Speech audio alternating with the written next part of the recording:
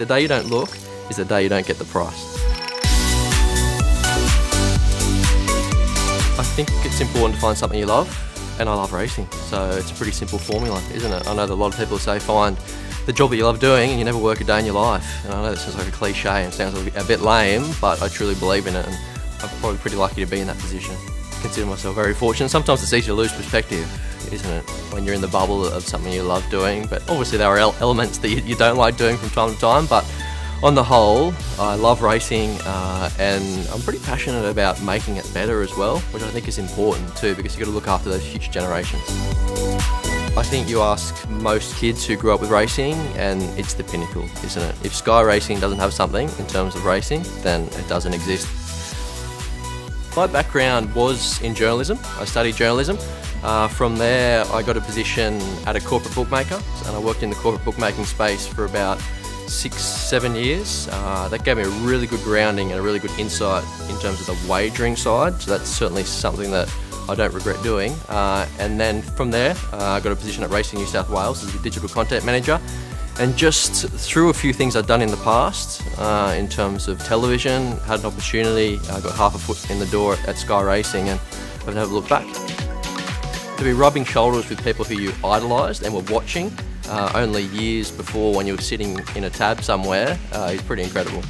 As far as an idol and someone who I regard as a mentor, Greg Radley. I did the Sky Racing Academy a couple of years ago, and he was the first name I wrote down in terms of pulling me under the wing and showing me the ropes at Sky Racing. Myself now, I'm mid-30s. I never thought I'd be outside of that bracket myself. I thought I'd stay in that younger generation forever, but here we are, and I guess now you can retrospectively look back and think of things that appealed to you 10, 15 years ago, and it's so important to foster that knowledge to not only create future employees for Sky Racing, but just fans in general. To have people at the races, to have people punting. There's so many things out there that this wagering dollar can go towards these days, and so much competition.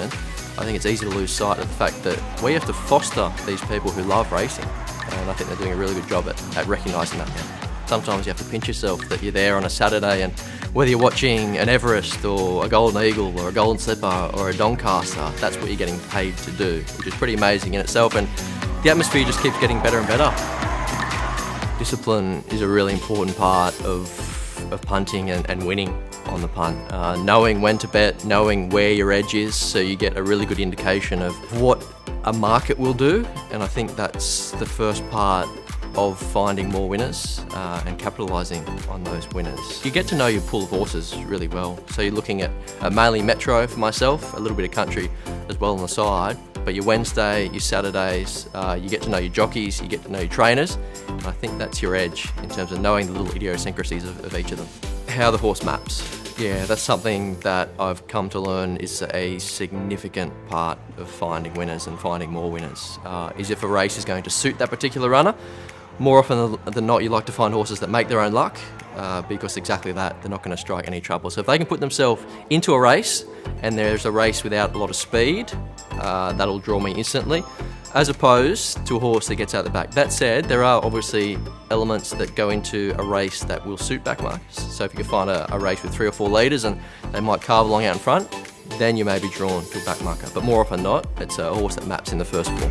I like to shop early, yeah. I'm one of those people who's refreshing the screen on a Wednesday when the tab traders go up and you look for an edge. Because the more you look at these races and this pool of horses that I've already alluded to, you get a pretty good guide as to where there's a little mistake. So if you're not looking, the day you don't look is the day you don't get the price.